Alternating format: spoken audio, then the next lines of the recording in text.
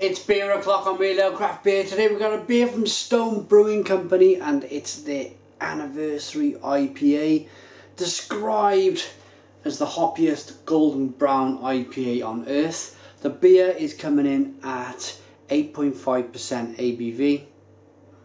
Love that label. There's a little look at the reverse.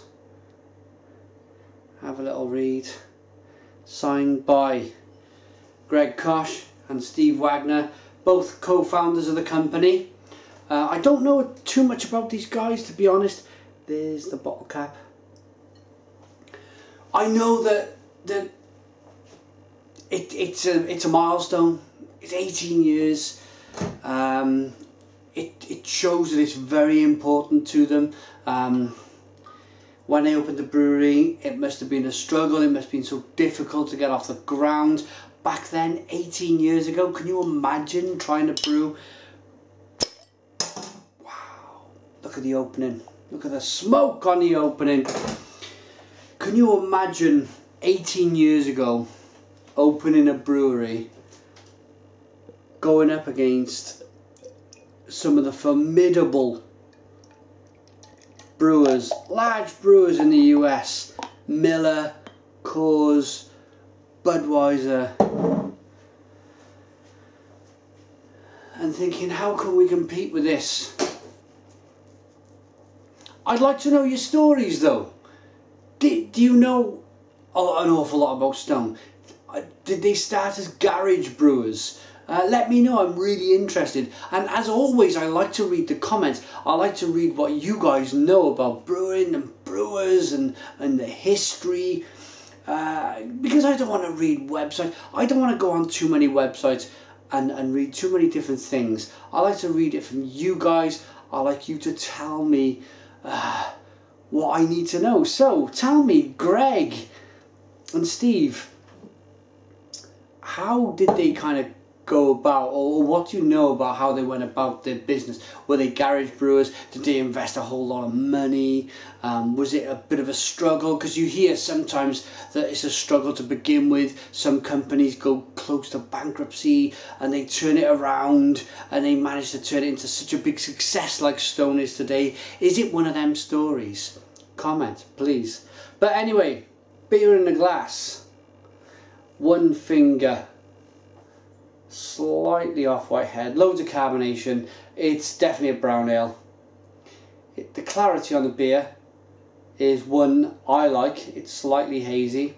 It's not a clear filtered beer. I like clear filtered beers, but I think I would much prefer something like this that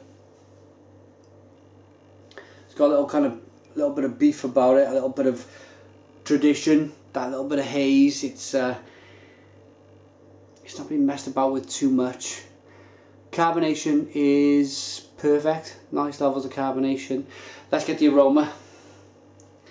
I've been looking forward to this for a little time, a little while now.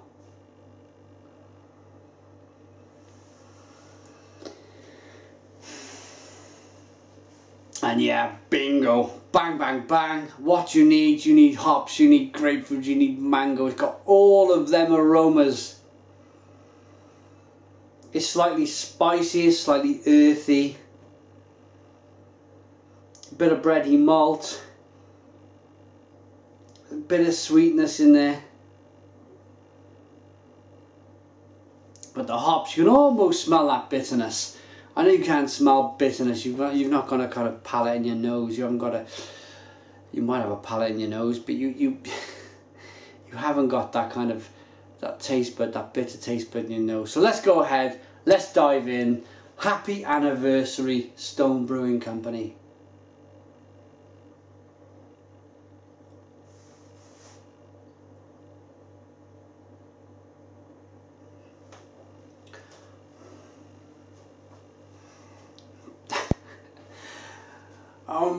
Boom! Stone the Crows. Stone the Crows. Yes. Is it the hoppiest brown ale on earth? Yes. I've got one of them things.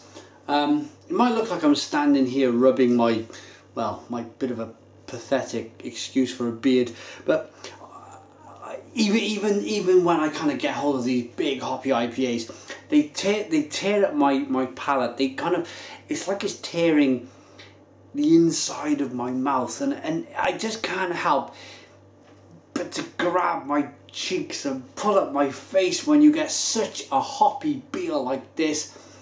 It's marvellous stuff, absolutely marvellous.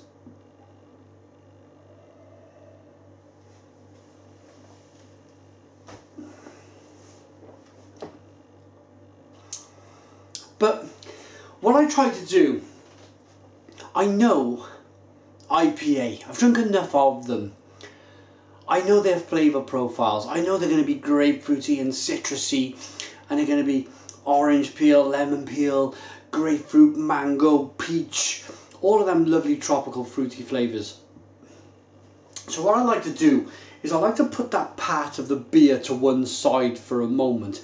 It's like I've chosen that part of the palate, and I've moved the beer over to one side. All of them big grapefruity, pardon me, citrusy flavours, and I'm looking for the subtle flavours in the beer. And the subtle flavours I picked up are quite quirky. They're quite peculiar, but they work. There's a little bit of licorice.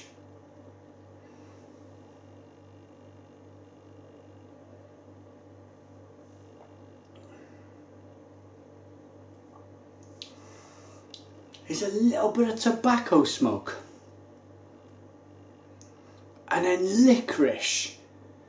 And that licorice, do you know, it's more than a little bit subtle. It's there. And with a bit of tobacco smoke.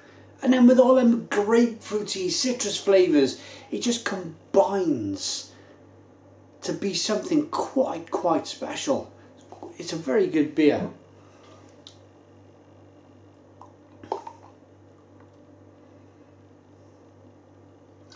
Look at that. Look at that clarity. Clarity? Didn't mean clarity. Look at that head formation. Look at the way, rewind it and watch it back. The way the carbonation rose up the glass.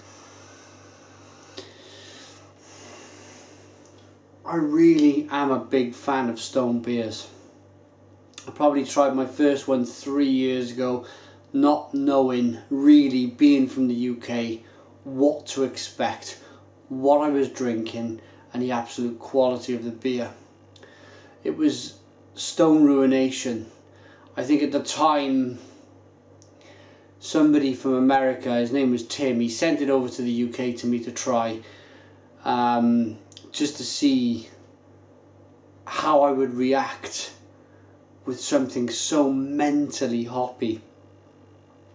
I loved it, absolutely loved the beer. I thought it was a fantastic beer, and that then set the benchmark forever. That was Stone hitting a quality that is so tall. I'm not very tall. It's so tall that every other beer had to hit them heights, from the Cali Belgique over there, which is a mesmerising beer, really good, to the IPA, to the Brewing 10. That was another good beer which I thought was a little sweet. But the benchmark was set, and I'm glad to say that 3 years on that the benchmark is still being set by Stone Brewing Company. And I think, from what I'm hearing,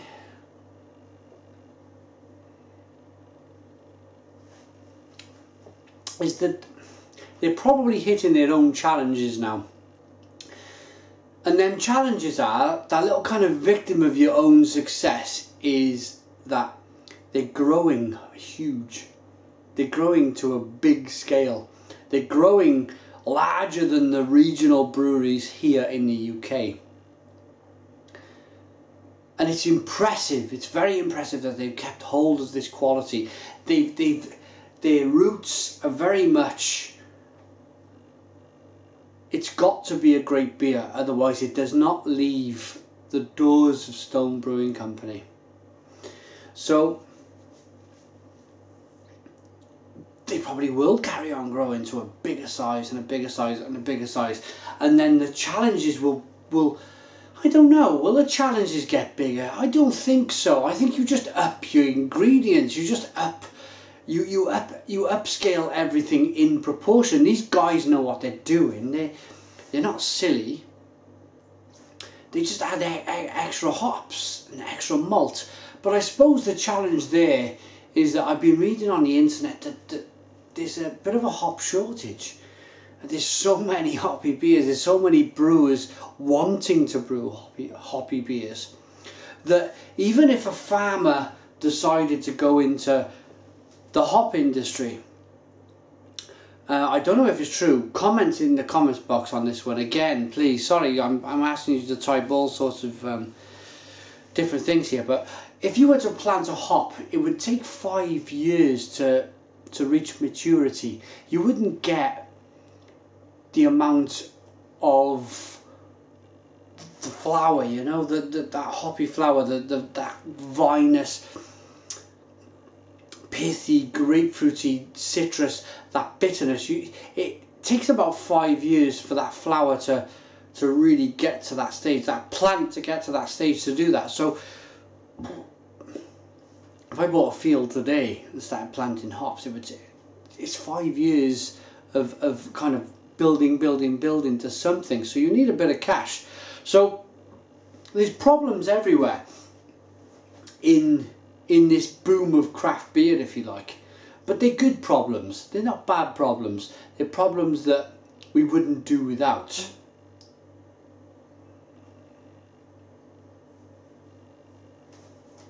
So, rating them for Stone Anniversary IPA, coming in at 8.5% ABV. It's a great beer.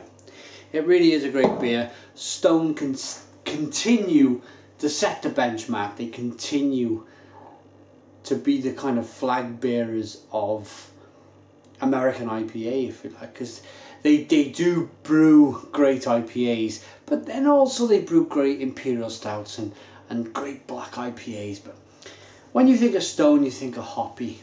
I do anyway.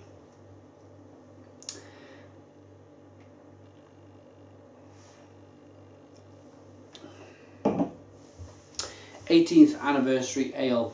I'm going to give it a 9 out of 10. It's a 9 out of 10 from Real Ale Craft Beer. I think the only very small thing, again, I would take off, like the Ruin 10, is that I would take the sweetness down a little bit. I would take a little bit more of that sugar out of the beer. I know why you're doing it. I know why it's going in. It's going in to kind of try and add a bit of balance, try and temper them hops a little bit.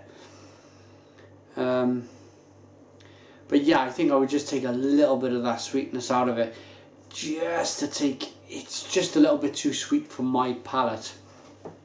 But 9 out of 10 is still a fantastic rating for the beer.